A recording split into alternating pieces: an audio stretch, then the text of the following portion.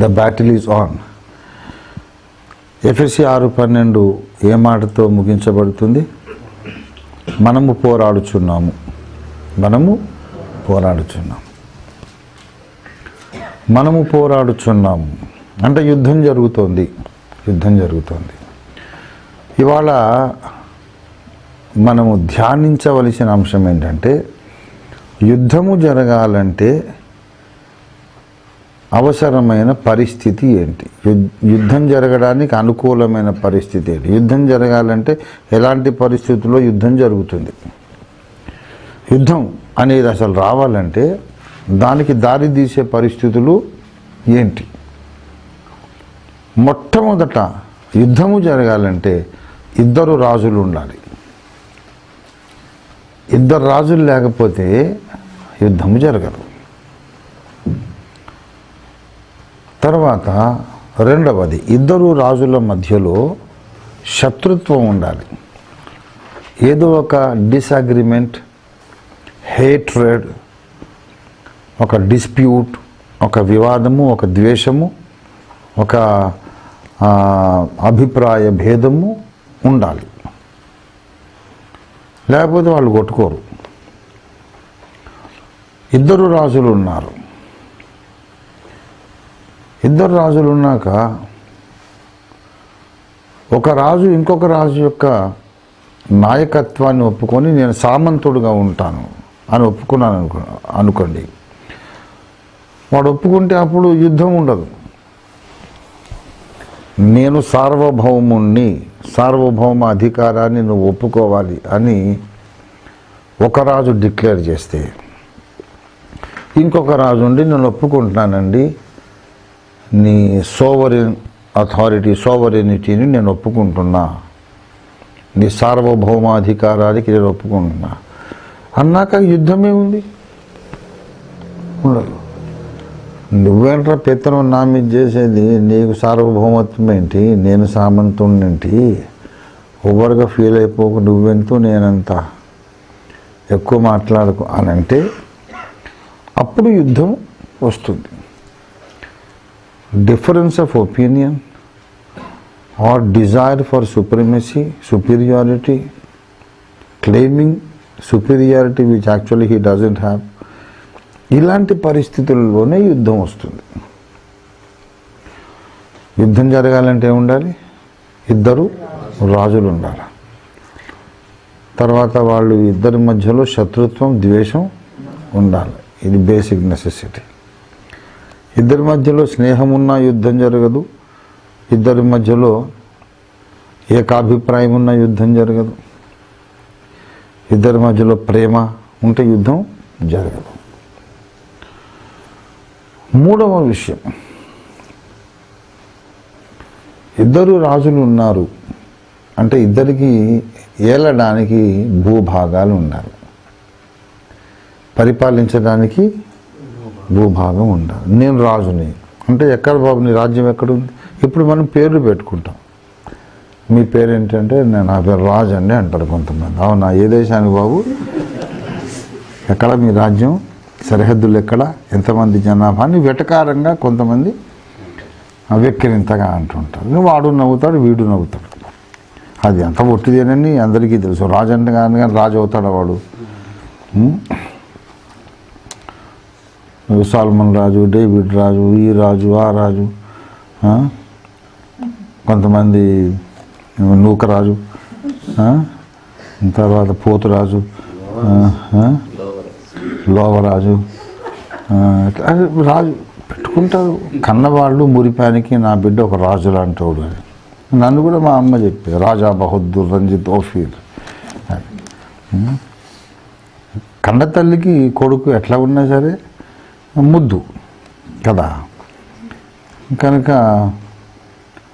ఆ విధంగా రాజు రాజుని, రాణి రాణి అలాగే పెట్టుకుంటాం. కానీ యాక్చువల్గా ఇప్పుడు నువ్వు రాజు అని పెట్టుకుంటే నరేంద్ర మోడీ గారు నీ మీద రాజద్రోహం కేసు వేయడు. నువ్వెప్పుడు నేను ప్రధానమంత్రి అయ్యిండుగా రాజుని పెట్టుకున్నావని రాజద్రోహం కేసు. దేశం నిండా రాజులు ఉన్నారు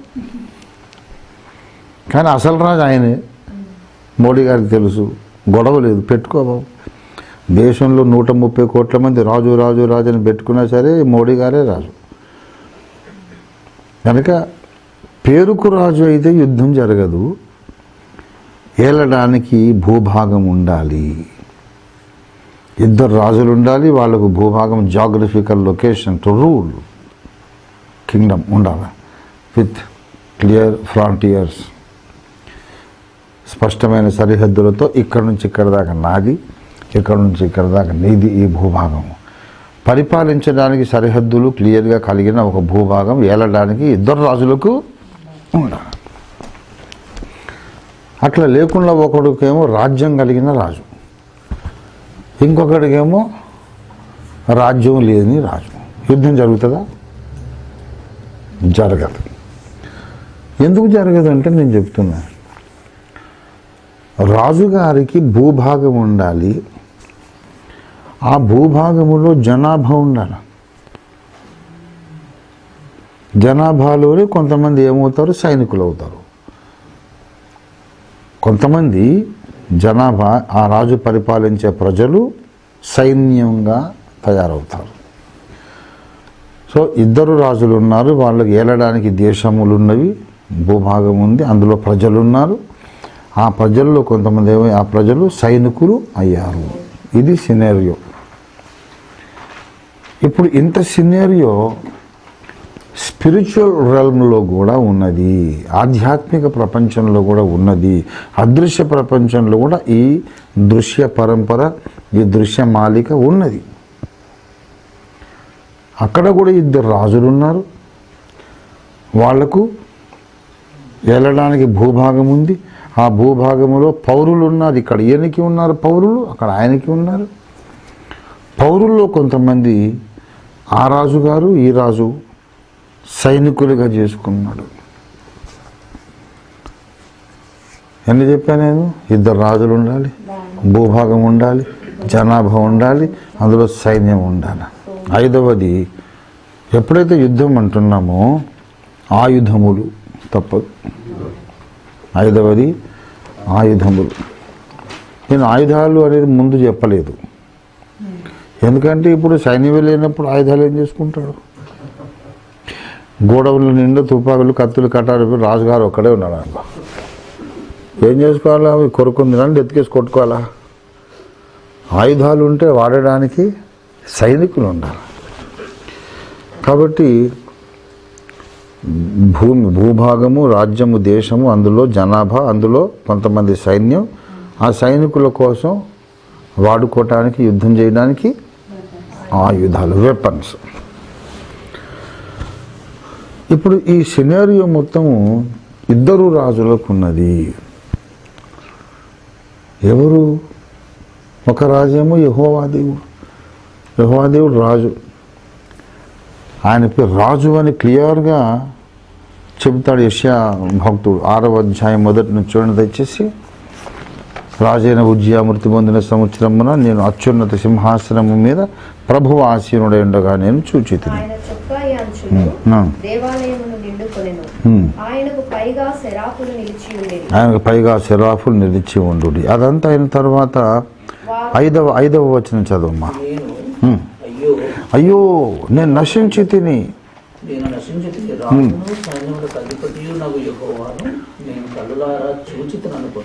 నేను రాజును సైన్యములకు అధిపతియునైన యెహోవాను కన్నులారా చూచితిని.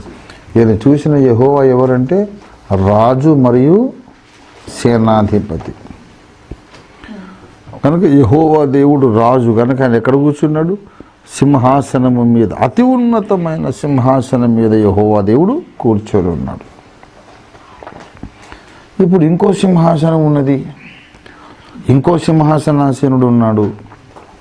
వాడేమో ప్రకటన గ్రంథము 2వ అధ్యాయం 13వ వచనంలో మనకు కనబడుతున్నాడు. రెవల్యూషన్ 2:13 చదవండి. సాతాను సింహాసనమున్న స్థలములో నీవు కాపురమున్నావని నేను ఎరుగుదును. చూసారా? సాతానుకి ఏమున్నది? సింహాసనం ఉన్నది. ప్రకటన గ్రంథం 13వ అధ్యాయములో కూడా 2వ వచనాన్ని చూడండి దయచేసి. Revolution 13 2nd verse. నేను చూచిన ఆ మృగము చిరుతపులిని పోలి ఉండేది. దాని పాదములు ఎలుగుబంటి పాదముల వంటివి, దాని నోరు సింహపు నోరు వంటిది. దానికి ఆ ఘట సర్పము, ఆ ఆది మహా ఘట సర్పము తన బలమును, తన సింహాసనమును, గొప్ప అధికారమును ఇచ్చారు. ఘట సర్పము ఈ క్రూర మృగానికి ఏమి ఇచ్చిందంటే తన సింహాసనం ఇచ్చింది. అంటే సింహాసనం ఇచ్చిందంటే దానికి ముందు ఉన్నది సింహాసనం. సో రాజును సైన్యములకు అధిపతి యెహోవా సింహాసనాసీనుడు, వీడు కూడా సింహాసనాసీనుడే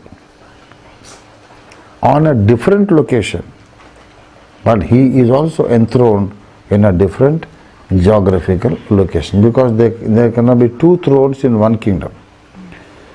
ఒకటే రాజ్యంలో ఒక సింహాసనం ఉండాలి పరిపాలించడానికి. అంతేగాని ఒకటే రాజ్యంలో ఇంటింటికో సింహాసనం ఉంటే అది సింహాసనమే కాదు, అది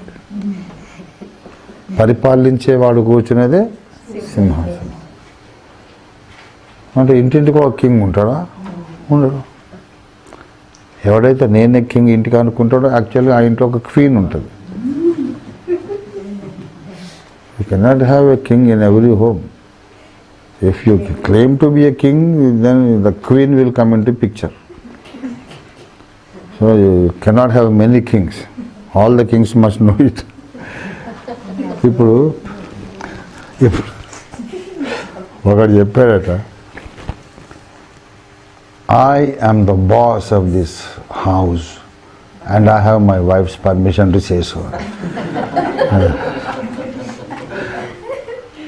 I am the boss of this house. I have my wife's permission.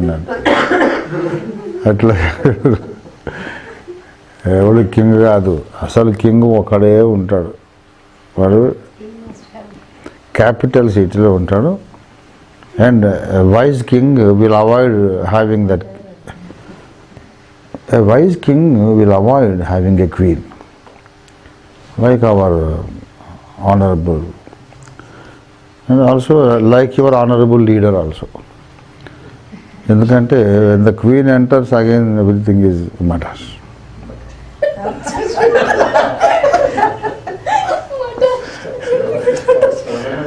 Huh?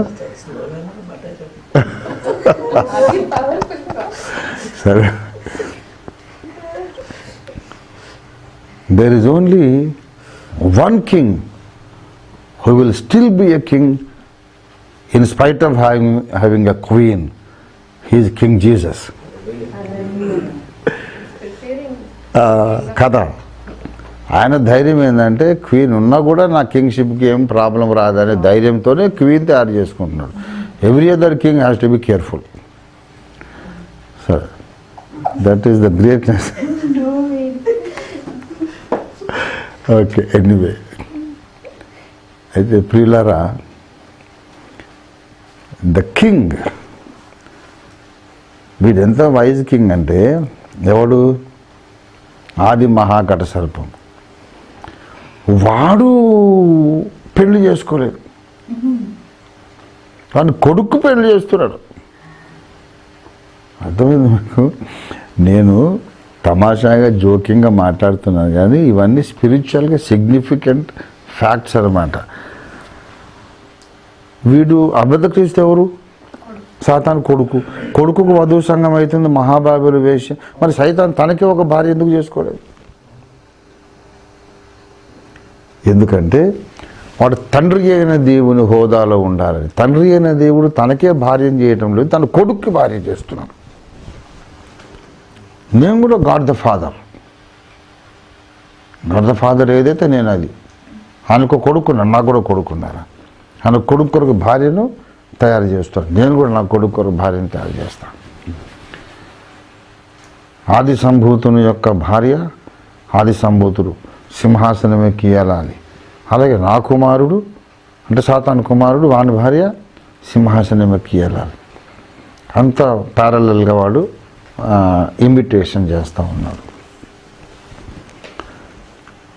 కాబట్టి ఇక్కడ విషయం ఏంటంటే రాజు అన్న తర్వాత రాజ్యం ఉండాలి, రాజ్యం అన్న తర్వాత దానికి ఒక భూభాగం ఉండాలి, పౌరులు ఉండాలి, పౌరులు ఉన్నాక సైన్యం ఉండాలి, సైన్యం ఉన్న ఆయుధాలు ఉండాలి. ఆయుధాలు ఉన్న తర్వాత వాళ్ళ మధ్యలో ద్వేషము, ఏదో ఒక అభిప్రాయ భేదాలు, ద్వేషము, పగ అనేది ఉండాలి. ఈ సినారియో మొత్తము విశ్వంలో ఉన్నది. ఇప్పుడు విశ్వానికి నేనే రాజును అని దేవుడు బైబిల్లో చెప్పాడు. యెహోవా దేవుడు అందరికీ పైగా ఉన్నవాడు, సర్వోన్నతుడు, అతి ఉన్నతుడు, రాజులకు రాజు, ప్రభువులకు ప్రభు, దేవతలకు దేవుడు, దేవాది దేవుడు, రాజాధిరాజు అని బైబిల్ చెబుతుంది. Which is going to be proven right after a while. थोड़ी देर के बाद ये साबित होगा, अभी साबित नहीं हुआ. सबूत అంటే ప్రూఫ్, सबूत दिलाना, साबित करना. थोड़ी देर के बाद, थोड़ी साल के बाद, थोड़े समय के बाद ये साबित होगा कि यहोवा राजाओं का राजा है, सारा विश्व ब्रह्मांड का राजा है. लेकिन अभी तक वो अभी साबित नहीं हुआ. ఇంకొకడు కూడా ఉన్నారు, నేను రాజు, నేను రాజు, నేను రాజు. ఈ పరిస్థితిలో విశ్వమే రెండుగా విడిపోయింది. అందుకే అంధకార రాజ్యం ఉన్నది, తేజో రాజ్యం ఉన్నది. మనం రక్షణ పొందినప్పుడు చీకటిలో నుండి ఆశ్చర్యకరమైన దేవుని వెలుగు లోపలికి మనం వచ్చాం. సాతాను అధికారమేమో చీకటి రాజ్యము, దేవుని అధికారమేమో వెలుగు రాజ్యము, తేజో రాజ్యము. దయచేసి అపోస్తలుడైన పౌలును దేవుడు పిలిచినప్పుడు దేవుడు పౌలుకు ఏం చెప్పాడో మీరు చూడండి. అపోస్తలుల కార్యాలు 26వ అధ్యాయం, 26వ అధ్యాయము 18వ వచనం. చాలా 16, 17, 18 కలిసి ఉన్నది ఆ లేఖనం. వారు చీకట్లో నుండి వెలుగులోనికి, సాతాను అధికారము నుండి, ఇప్పుడు ఇక్కడ చీకటిలో నుండి వెలుగులోనికి, సాతాను అధికారం నుండి దేవుని వైపు. అంటే సాతాను అధికారం అంతా చీకటి, దేవుని అధికారం ఉన్న ప్రదేశం అంతా వెలుగు. కనుక తేజో రాజ్యము, అంధకార రాజ్యం, ఈ రెండు రాజ్యాలు ఉన్నాయి. వాళ్ళకు స్పష్టమైన పొలిమేరలు కూడా ఉన్నాయి. ఈ అంధకార రాజ్యములోని ఒక భాగము ఈ ఎర్త్, ప్లానెట్ ఎర్త్, భూగ్రహము చీకటి రాజ్యములో ఒక భాగం అయిపోయింది. ఆదాము పాపం చేసినందువల్ల వాని రాజ్యం విస్తరించి ఈ భూగ్రహాన్ని కూడా కబళించేసింది. ఇప్పుడు నడుస్తున్నటువంటి కార్యక్రమం ఏంటంటే, దేవునికి శత్రువులు ఉన్నారు. ఆ శత్రువులందరి మీద దేవుడు ఒక వ్యూహాత్మక పోరాటము చేస్తున్నాడు. ఒక వ్యూహాత్మక పోరాటం చేస్తున్నాడు. హెబ్రీ పత్రిక 1వ అధ్యాయము 13వ వచనం చూడండి దయచేసి. హెబ్రీ 1:13. అయితే నేను ఇప్పుడు ఈ హెబ్రీ పత్రిక మొత్తము మీరు ఇప్పుడు నేను చెప్తున్న యాంగిల్లో మీరు ఆ 1వ అధ్యాయం అంతా చదివితే, that is a political policy statement. It's a wonderful thing. రాజకీయం మనం చేయొద్దు, రాజకీయం మనం చేయొద్దు అనేటోడు పెద్ద బేవఖూఫ్ అని నేను చెప్తున్నా. దేవుడే రాజకీయం చేస్తున్నాడు. రాజకీయం మనం చేయొద్దు, రాజనీతి हमने करना, क्या बात करता है बेवकूफ़. खुदा परमेश्वर जो उन्होंने राजनीति कर रहे हैं. అసలు మొత్తం చూడండి, హెబ్రీ పత్రిక మొదటి నుంచి చూడండి. పూర్వకాలములందు నానా సమయములో నానా విధములుగా ప్రవక్తల ద్వారా మన పితరులతో మాట్లాడిన దేవుడు ఈ దినములు అంతమందు తన కుమారుని ద్వారా మనతో మాట్లాడాను. ఆయన ఆ కుమారుని అదిగో అదిగో బిగిన్ అయిపోయింది పాలిటిక్స్. దేవుడు తన కుమారుణ్ణి సమస్తమునకు వారసునిగా, అంటే ఏంటి వారసునిగా నియమించడం అంటే, ఒక మాటని మిమ్మల్ని అడుగుతున్నా, నేను పెళ్లి చేసుకున్నా, నాకు ఒక కొడుకు పుట్టాడు, మీకు అందరికీ తెలుసు. I love my son naturally. ఇప్పుడు నాకు రేపు పొద్దున ఇప్పటిదాకైతే ఆస్తి నాకేం లేదు. ఒకరు దేవుడు నాకు ఒకటి ఇస్తే, ఆస్తి నేను రిజిస్ట్రేషన్ చేసుకున్నప్పుడల్లా నామినీ ఎవరు, నీ తర్వాత ఎవరిని అడుగుతారు కదా. నా కొడుకు పేరు, వాని సంతకము, వాని ఆధార్ కార్డు, అది ఇది పెట్టి నేను చేయాలి కదా. నాకున్నదే ఒక కొడుకు అయితే వీడే నా ఆస్తికి వారసుడు అని చెప్పడానికి అవసరం ఉందా? చెప్పడానికి అవసరం లేదు. ఎందుకంటే ఇంకొకటి వచ్చి క్లెయిమ్ చేసే అవకాశం లేదు. ఇప్పుడు నా కొడుకు విక్రమ్ బాబు, విక్రమే నా ఆస్తికి అంతటికి వారసుడు, ఇంకెవడు కాదు అని అంటే అనుమానం వస్తుంది. ఎక్కడెక్కడ చిన్నీళ్ళు పెట్టినవాడు బాబు, వీడు మామూలుడు కాదురా బాబు. there is a chance many others going to claim his property. నన్ను దేవుడు తీసుకుంటే అందరు వచ్చి DNA सर्टिफिकेट बढ़ारे, मैं भी उसको पैदा हुआ, मैं उसका बच्चा हूँ, मेरे को भी मेरा जायदाद है, నాకు ఇచ్చేసే అని వస్తాడేమో. ఆ సీన్ ఉంటే తప్ప పుట్టిందే ఒకరు, నేను ఎవరిని కనలేదు. భూమి మీద ఉన్నాడు ఎవరు కూడా నన్ను పేరుకు మర్యాదకు నాన్నగారు అనొచ్చు, కానీ ఆస్తిని అయితే క్లెయిమ్ చేయరు. ఇప్పుడు నన్ను నాన్నగారు అని పిలిచే వాళ్ళందరూ కూడా నేను విక్రమ్కి ఆస్తిని ఇస్తే సంతోషిస్తారు. కానీ అదేగా నేను కూడా కొడుకును కదా, నాకెందుకు ఇవ్వని అసలు అన్నారు కదా. మరి ఇప్పుడు దేవుడు తన కుమారుని సమస్తమునకు వారసునిగా, ఒక మూలకు కాదు, దేవుడు తన కుమారుని సగమునకు వారసునిగా లేదు, సగమునకు కాదు, సమస్తమునకు. అంటే అర్థం ఏంటి? ఎవడు ఇంకోటి దాన్ని క్లెయిమ్ చేసేవాడు ఉన్నాడు. దానికి నేను అసలు నాదని చెప్పేసి కాంటెస్ట్ చేసేవాడు ఒకడు ఉన్నాడు. అయితే అలాగా ఈ ఆస్తి నాకు కూడా భాగం రావాలి, చెరు సగం పంచుకుందాం, లేకుంటే మొత్తం నువ్వు పక్క కూర్చొని నాకు ఇచ్చేసేయి, ఇది న్యాయం, ఇది న్యాయం కనుక నాకు జరగాల్సిందే అని క్లెయిమ్ చేసేవాడు ఒకడు ఉంటేనే నువ్వు కాదురా ఇతడు నా వారసుడు. ఇప్పుడు దావీదుకు చాలామంది కొడుకులు ఉన్నారు. సొలొమోను కంటే ముందు పుట్టిన వాళ్ళు కూడా ఉన్నారు. కానీ సొలొమోను దేవుడు ఎంపిక చేశాడు, వారసుడిగా దావీదు నియమించాడు. ఇంకా అబ్షాలోము, అదోనియా, అందరు రాజుల మొదం అనుకున్నారు. అదన్నమాట సీన్ ఇక్కడ. మేము కూడా రాజులమే అనుకునే వాళ్ళు చాలామంది ఉన్నారు, కనుక మీరెవరు కాదు ఇతడే అని దేవుడు నియమించినందుకు వాళ్ళు ఏమయ్యారు? శత్రువులు అయ్యారు. ఇప్పుడు చూడండి 13వ వచనం, అయితే నేను నీ శత్రువులను నీ పాదములకు పాదపీఠముగా చేయి వరకు నా కుడి పార్శ్వమున కూర్చుండుము. ఏమండి? నా కుడి పార్శ్వమున కూర్చుండుము. ఈ కుడి పార్శ్వమున కూర్చోవడం అనేది 4వ వచనంలో కూడా ఉన్నది. చూడండి, చదువు మళ్ళీ. హెబ్రీ 1:4.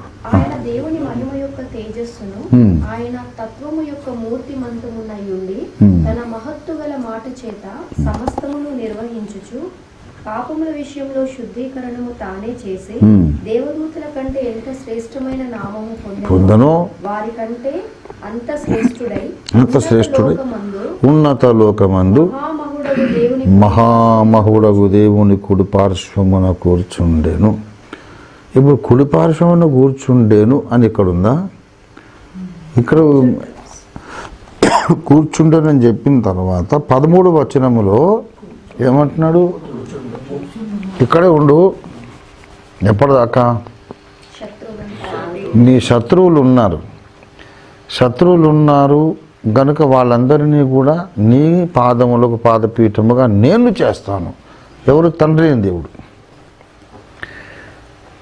ఇప్పుడు తండ్రి అయిన దేవుడు ఉన్నాడు, దుష్టుడు ఆది మహాకట సర్పం ఉన్నాడు. దేవుడు తన సింహాసనాన్ని తన కుమారుడికి ఇచ్చాడు, వీడు తన సింహాసనాన్ని తన కుమారుడైన అబద్ధ క్రీస్తుకు ఇచ్చాడు. నిమ్రోదు వాడే తర్వాత అబద్ధ క్రీస్తు. తండ్రి అయిన దేవుడు తన కుమారుడు కొరకు ఒక వధువును సిద్ధం చేస్తున్నాడు, సైతాను కూడా వాడి కొడుకు కొరకు ఒక వధువును సిద్ధం చేస్తున్నాడు. అల్టిమేట్గా సర్వాధిపతి నా కొడుకే అని దేవుడు అంటున్నాడు, కాదు కాదు నా కుమారుడే సర్వాధిపతి అని వాడు అంటున్నాడు. వీళ్ళిద్దరికీ వేరే వేరే జియోగ్రఫికల్ లొకేషన్స్ ఉన్నాయి. అయితే వీడు అసర్ప అంటారు వీడిని సర్పం కానీ ఏంటంటే వాడు దొంగిలించేవాడు, కుట్రపూర్వకముగా దౌర్జన్యంగా కబ్జాదారు వాడు, అంతేగాని వాడికి ఏది సొంతదైతే లేదు. అందుకే వాడు దొంగ, హంతకుడు, అబద్ధికుడు. దొంగ వానికి అన్నివన్నీ వాని వీరు దొంగ దొంగతనం చేస్తాడు, అబద్ధాలు ఆడతాడు, అబద్ధముల ద్వారానే అందరినీ నమ్మించి మోసం చేసి నరహంతకుడు. అది వాని చరిత్ర. కానీ మరి వాళ్ళ కర్మ ఎట్లా కానిందో ఏం సంగతి తెలియదు, కానీ కొన్ని వేల కోట్ల మంది వాని రాజ్య పౌరులు. చాలా ఇంట్రెస్టింగ్. ఇప్పుడు వీళ్ళు సినిమాలు నవలలు ఏది కూడా ఇంత ఇంట్రెస్టింగ్ ఉండదు. విశ్వనాటకము, అందులో నుంచి చిన్న చిన్న ఎపిసోడ్స్ వీళ్ళు రాసుకొని కాపీ కొట్టుకొని రాసుకొని వీళ్ళు వెలిగిపోతున్నారు పెద్ద రచయితలని. రాయబడిన ప్రతి నవల, ప్రతి కథ, ప్రతి సినిమా, ప్రతి నాటకం, ఇవన్నిటి యొక్క ఒరిజినల్ సీడ్ అక్కడుంది విశ్వ చరిత్రలో. ఒక్కొక్క చిన్న దినుసు ఇక్కడ రిఫ్లెక్ట్ అయ్యేసరికి మనుషులు ఆహా ఓహో ఏం రాసినది అంతే అక్కడిది. కనుక దేవుడు తన కుమారుని సమస్తములకు వారసునిగా నియమించాను. అట్లా కాదు నేనే వారసుని ఇంకోడు క్లెయిమ్ చేశాడు. ఇప్పుడు ఆ క్లెయిమ్ చేసిన వాళ్ళను అణిచివేసి తన కుమారుడి పాదాల కింద ఫుట్ స్టూల్ లాగా నేను పెడతాను, అప్పటికి ఇక్కడ కూర్చొని దేవుడు ఆయనను కూర్చోబెట్టుకున్నాడు. ఇది సినారియో. ఇందులో మనము వెలుగు రాజ్యము, తేజో రాజ్యములోని పౌరులం, తేజో రాజ్యము పక్షంగా సైనికులం. మనకు చెందకుండా, మనకు ఇష్టం లేనిది, మనకు సంబంధం లేని వేరే ఒక రాజ్యం ఉన్నది. మన భారతదేశంలో ఉంటే మనకు బయట దేశాలు పాకిస్తాన్, బంగ్లాదేశ్, చైనా, ఆఫ్ఘనిస్తాన్ ఎలా ఉన్నాయో దేవుని దేశము, దేవుని రాజ్యము, దేవుని కుటుంబం, దేవుని సంఘము అనే దాంట్లో మనం ఉంటే బయట వేరే దేశాలు కూడా ఉన్నాయి. సో వాళ్ళు మన పౌరులు కాదు, దేవుని రాజ్య పౌరులు కాదు, మన పౌరస్థితి పరలోకం ముందు ఉన్నది. సో పరలోకం నుండి మనం ఏదైనా పొందవచ్చు, వాళ్ళకి పౌరస్థితి పరలోకంలో లేదు. ఈ సినారియోలో మనము ఉన్నాము. అంటే ఇప్పటికి ఇంకా యేసు ప్రభు యొక్క శత్రువులు ఆయన పాదపీఠం కాలేదు. అది మనం నేర్చుకోవలసిన విషయం. ఇక్కడ హెబ్రీ పత్రిక 1:13 ఏం చెప్తాడు? నీ శత్రువులను నీ పాదపీఠముగా నేను చేయు వరకు. అంటే ఇంకా పాదపీఠం అయినారా? కాలేదు. మరి ఇంకా పాదపీఠము కాలేదు కనుక వాడికి కూడా కొంత ఆశ ఉంది, నేను గెలుస్తానని. ఇంకొకటి, ఇప్పుడు నేను ఇంతకుముందు ఎన్ని చెప్పాను, దాంట్లో 6వది చెప్తున్నా. ఎన్ని చెప్పాను? ఫస్ట్ నేను 2 రాజులు ఉండాలి, ఏలడానికి భూభాగాలు ఉండాలి, ప్రజలు ఉండాలి, 3వది తర్వాత సైన్యం ఉండాలి, తర్వాత ఆయుధాలు. 6వది ఏంటంటే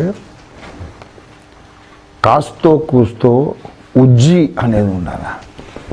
కయ్యానికైనా వియ్యానికైనా ఉజ్జి ఉండాలి.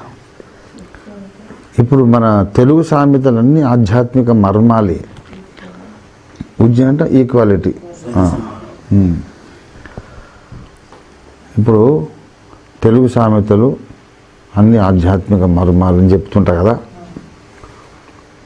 తెలుగు తిట్లు కూడా చాలా అద్భుతమైనటువంటి ఆధ్యాత్మిక మర్మం. ఇప్పుడు కయ్యానికి వియ్యానికి అన్నామే. వియ్యం అంటే పెళ్ళి, వియ్యం అంటే అంటే ఇరు కుటుంబాలు ఇచ్చిపుచ్చుకోవడం వియ్యం అంతటం. అందులో పెళ్ళి కొడుకు పెళ్ళి కూతురు కొంచెమన్నా కంపాటబిలిటీ ఉండాలా. ఇప్పుడు ఉజ్జి అంటే కంపాటబిలిటీ, కరెక్ట్ వర్డ్ అది. అయితే ఇప్పుడు 30 ఏళ్ళ అబ్బాయికి 3 ఏళ్ళ పిల్లనిచ్చి పెళ్లి చేస్తారా? వాడు ఏం చేసుకుంటాడు? దాన్ని డైపర్లు మార్చుకుంటూ కూర్చోవాలి. అంతకంటే అది సంసారం చేయదు, వండి పెట్టదు, ఇల్లు తూడదు, అని ఏడుస్తాడు ఆకలి వేస్తే. దాన్ని వాడు పాలు ఇవ్వలేడు. వాడు పాల డబ్బా కొనుక్కొచ్చి చేసి దానికి ఆకలి అయితే పాల సీసా పెట్టాలా, అదేమన్నా తడుపుకుంటే డైపర్లు మార్చుకో. నాకు ఎందుకండి ఈ చాకరీ? వాడు చేసుకోడు. పోనీ వాడు 30 ఏళ్ళు, వాడు ఒక పీజీ చేశాడు అనుకో, కనీసం ఇది గ్రాడ్యుయేట్ అని ఉండాలను, కొంచెం అటు ఇటుగా. అంతేగాని మొత్తమే ఏమీ చదువుకొని అమ్మాయిని చేసుకోవాలంటే ఆలోచిస్తారు. అట్లాంటప్పుడు చేసుకోవచ్చు. ఆమె పేరు మీద 100 కోట్లు ఆస్తుంటే వీడు తప్పకుండా చేసుకుంటారు. అదర్వైజ్ మాత్రము ఈ వేరే ఆకర్షణ, డబ్బు అటువంటి ఆకర్షణ లేకపోతే కనీసం కాస్త కూర్చో చదువుకోవాలా, కాస్త కూర్చో అందంగా ఉండాలా, కొంచెం almost near to equality, compatibility ఉండాలి. అందుకే యేసు ప్రభువుకు మనము సాటి అయిన సహాయంగా ఉండాలి. గనక యేసుకు సాటి అయిన సంపూర్ణతకు సమానమైన సంపూర్ణత కలవారమగు వరకు ఇలాగనే నియమించిన ఎఫెసీ పత్రిక 4:12. అవునా?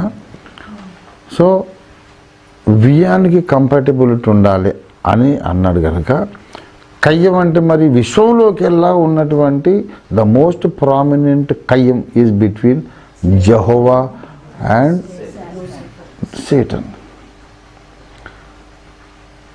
అక్కడ కంపాటబిలిటీ లేకపోతే యుద్ధం ఎట్లా చేస్తాడు? ఒక చీమ పోయి ఏనుగుతో యుద్ధం చేస్తాడు.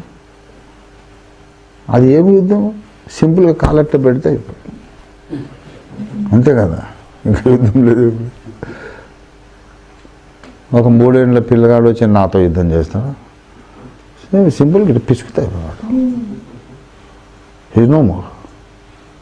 కంపాటబిలిటీ అనేది ఉంటేనే యుద్ధం. కయ్యానికైనా ఉజ్జి ఉండాలి. ఈ కంపాటబిలిటీ వానికి ఎప్పుడు వచ్చిందంటే అన్క్రియేటెడ్ ఇటర్నల్ డార్క్నెస్ వాడు మింగినప్పుడు వచ్చింది. He is also eternal. God is eternal, uncreated. He has something in him which is uncreated. అందుకొరకు అప్పుడు కంపాటబిలిటీ వచ్చింది. ఈ కంపాటబిలిటీ వచ్చినందుకు there is need for a long time of battle, fighting each other. నువ్వా నేనా విశ్వ చరిత్రను మించినటువంటి ఆసక్తికరమైన కథలు ఇది. అందుకే అంటారు sometimes facts are stranger than fiction. Fact is stranger than fiction. కల్పిత కథ ఊహించి రాసిన వాటన్నిటికంటే అద్భుతంగా ఉంటుంది వాస్తవం అని. మనం ఈ భూమి మీద కల్పించుకున్న కథలన్నిటికంటే మించిన అద్భుత వాస్తవమే విశ్వ చరిత్ర. అక్కడికి పోతే ఆ వండర్ఫుల్ కథ ముందు ఈ కథలన్నీ కూడా వేస్ట్. నేను చదివినన్ని ఫిక్షన్ నావెల్స్ కానీ అవి చాలామంది చదువు ఉండొచ్చు ఎవరన్నా కానీ వెరీ రేర్. నా అంత ఒరేషియస్ రీడర్ అనేవాడు ఉంటారు, వెరీ రేర్గా ఉంటారు. కొన్ని వేల పుస్తకాలు చదువుతుంటాను, నాట్ 10s or 100, వేల. కానీ తర్వాత దేవుడు నాకు విశ్వ చరిత్ర చూపెట్టిన తర్వాత వీళ్ళ మీద జాలేసింది. అది అసలు కథ అంతా అక్కడ ఉన్నది. ఎంత అద్భుతమో చెప్పలేము. మోర్ వండర్ఫుల్ థింగ్ ఏంటంటే ఆ విశ్వ చరిత్రలోకి వెళ్ళి అత్యంత ఆసక్తికరమైనటువంటి ఘట్టము యుద్ధము. ఆ యుద్ధములో దేవుని సైన్యములో ఫ్రంట్ లైన్లో మనం ఉన్నాం. దేవుని స్తోత్రం కలుగునుగాక. That is the most glorious thing. कितना मज़ेदार बात है.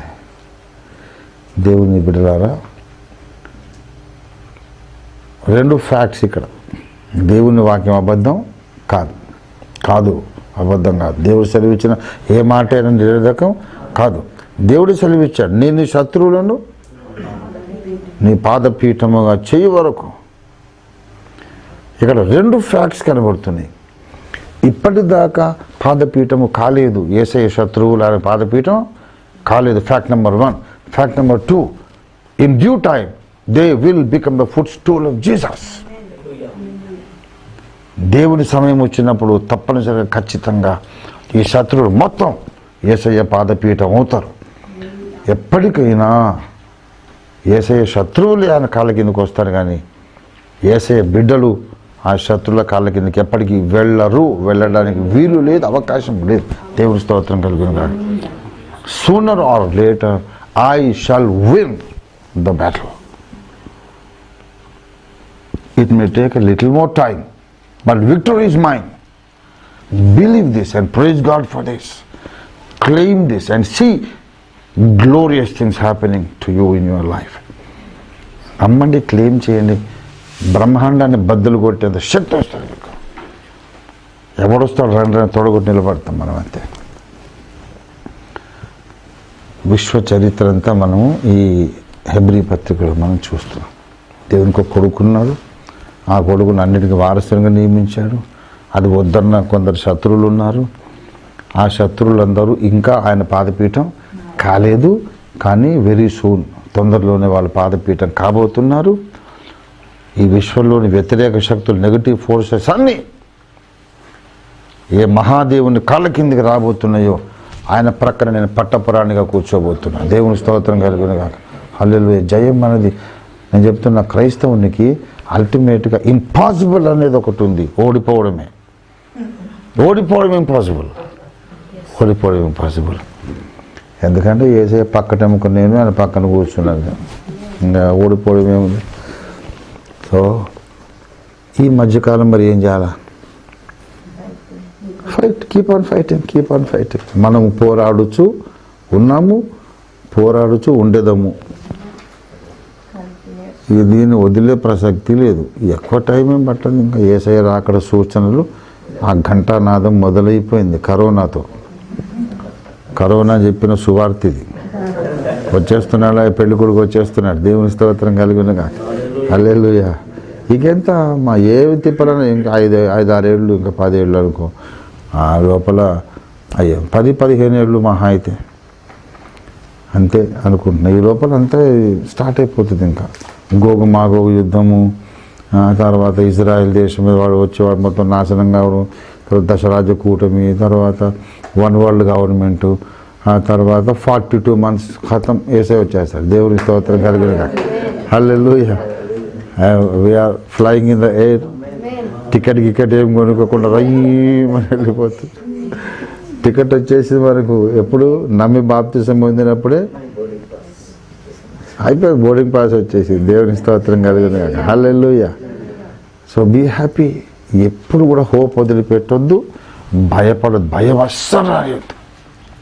మీరు భయం అనేదే మీరు చేసే పెద్ద పాపం. భయమే మీరు చేసే పెద్ద పాపం. భయపడద్దు. యేసయ్య నావాడు, నేను నా ప్రియుని దానను, నా ప్రియుడు నావాడు. ఎంత పెద్ద మాట అది. దేవుని స్తోత్రం కలిగిన. ఈ బ్రహ్మాండమును చేసిన వాడు నా ప్రియుడు, నావాడు, నా సొంతం, నేను అతని దానను. మనము ఒక వెలుగు రాజ్యానికి సంబంధించిన సైనికులు. ఆ చీకటి రాజ్యం ఒకనాటికి ఓడిపోతుంది, మన రాజు కాళ్ళ కిందకే వస్తుంది. అప్పుడు మనం ఆయన ప్రక్కన ఉంటాము. కొంచెం టైం పడుతుంది. ఓపికగా యుద్ధం చేయండి. ప్రార్థనే మన పోరాటం, స్తుతి మన చుట్టూ కంచుకోట. దేవుని వాక్యములు ఉండే వాగ్దానములన్నీ మనం స్వతంత్రించుకొని, నేను ఇదిగో ఈ వాగ్దానము నా సొంతం చేసుకుంటున్నాను అని దేవునిలో మనకున్న స్థానం ఏంటో ప్రకటించడమే మనం ప్రయోగించే ఆత్మ ఖడ్గం. దేవునికి స్తోత్రం కలుగును గాక. ఇప్పుడు దుష్టుని కొట్టాలంటాం. ఎట్లా కొట్టాలంటే వాక్యంతో కొట్టాలి. అంటే వాక్యంతో ఎట్లా కొట్టాలి? బైబిల్ తీసుకొని కొట్టాలని. బైబిల్ తీసుకొని కొడితే వాడికి బైబిల్ తీసుకొని కొట్టడం కాదు, బైబిల్లో ఉన్న దేవుని వాగ్దానములు మనము స్వతంత్రించుకొని, నేను ఇదిరా, ఇది నా స్థానం, ఇది నా హక్కు, ఇది నా శక్తి, ఇది నా నీతి, ఇది నా పరిశుద్ధత, ఇది నా యొక్క అంతస్తు, నా హోదా అని వాడికి చెప్తా ఉంటే ఒక్కొక్క వాగ్దానం మన సొంతమై మన నోట్లోంచి బయటకు వచ్చి మన క్లెయిమ్ బయటికి బయలుదేరి చురకత్తులాగా కసిక్కమని గుచ్చుకుంటుంది వాటికి. వాడు ఏంటంటే మన నిరీక్షణను దెబ్బతీయాలని వాడి ప్రయత్నం. ఎప్పుడైతే మన నిరీక్షణ మనం ఎప్పుడు పలుకుతూ ఉంటామో అదే వాడిని గాయపరుస్తుంది. So I'm excited about this battle, warfare and our status, our place in the army. We are in the front line. దేవుని స్తోత్రం కలిగిన హల్లెలూయా. ఇలానే మనం ప్రార్థన చేసుకుందాం. కొద్దిసేపు మనము will pray against the which craft which is being done against the church of God and the servants of God, the Sons and daughters of God on earth. దేవుని కుమార్తెలు, దేవుని కుమారులు వ్యతిరేకంగా దుష్టుడు వాని సేవకులు ప్రయోగిస్తున్న మంత్రములను, అభిచార కర్మను మనం బంధిస్తూ